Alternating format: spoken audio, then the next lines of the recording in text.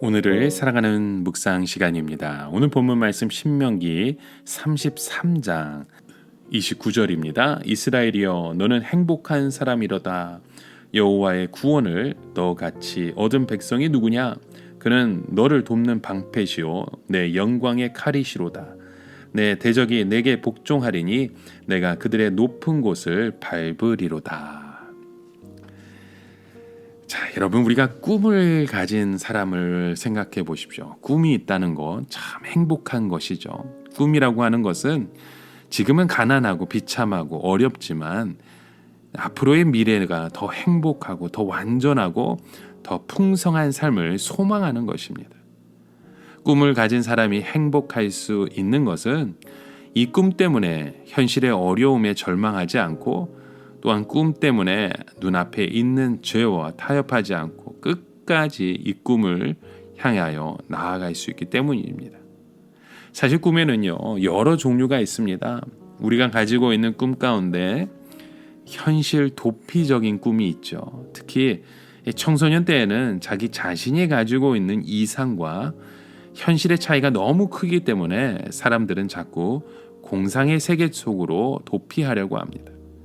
그러나 이런 꿈은 우리로 하여금 자꾸만 현실에서 도피하게 만들기 때문에 나중에는 현실에 적응하지 못하는 사람이 만들어지는 겁니다. 컴퓨터 게임에 빠지는 아이들을 보면 그런 그 공상의 세계에 빠져 있기 때문에 그 현실을 이 공상과 착각할 때가 있습니다. 그래서 중요한 것이 우리의 현실을 바라볼 수 있는 꿈을 갖는 겁니다. 자, 또 다른 꿈은 이 세상에서 자기 욕망을 실현하는 꿈입니다. 이런 사람들은 자기가 어떻게 정치적으로나 어떤 일들을 통해서 성공하려고 하는 겁니다.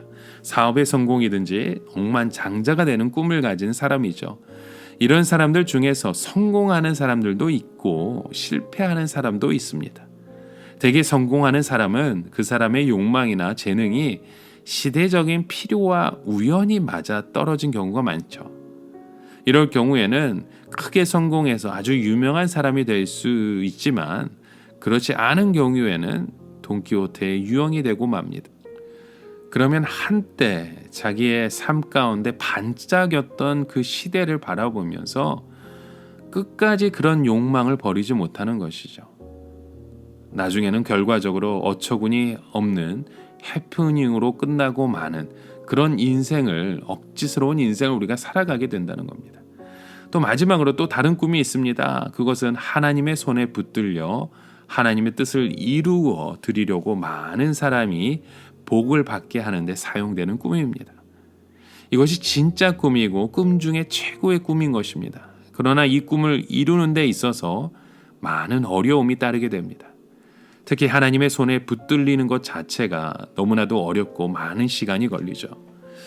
저도 어렸을 때 그런 꿈을 가지고 살았습니다. 그런데 그 꿈은 주님이 주신 꿈이 아니라 대부분 현실 도피적인 꿈이었습니다. 때로는 이 세상에서 성공하려는 세속적인 꿈도 있었습니다. 그러나 주님을 만나고 주님을 만난 이후에 새로운 소망을 주시고 꿈을 주신 것이죠.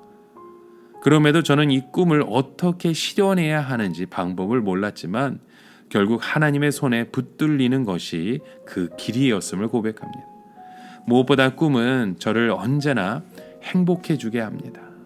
여러분, 모세도 그런 행복을 가진 그런 꿈을 가진 사람이었습니다. 모세는 아마도 여러 종류의 꿈을 가졌을 것입니다. 젊었을 때는 애굽의 공주의 아들로 성공하고자 한 그런 꿈이 있었겠죠. 그러나 모세의 세상적인 꿈은 히브리 민족의 비밀 앞에서 휴지 조각처럼 변했습니다. 모세가 언제 자기가 히브리인의 자식이라는 것을 알게 되었는지는 알 수 없지만 자신이 히브리인의 자식이라는 것을 알게 되었을 때 애굽의 성공은 그에게 아무런 의미를 가져다 주지 못하는 겁니다. 이것이 바로 하나님께서 모세를 부르시는 이유입니다. 이와 마찬가지로 하나님께서 우리를 부르실 때 세상의 성공이나 유명해지는 것은 아무런 의미를 갖지 못합니다. 모세의 꿈은 이스라엘 백성들을 애굽의 바로의 손에 건져내어 젖과 꿀이 흐르는 축복의 땅으로 인도하는 것입니다. 모세는 40년 동안 이스라엘 백성들을 그 광야에서 인도한 후에 모압의 땅 느보산에 올라가서 그들이 건너가야 할 그 가나안 땅을 바라보았습니다. 그래서 그곳에서 모세는 고백하죠. 나는 행복한 사람이라.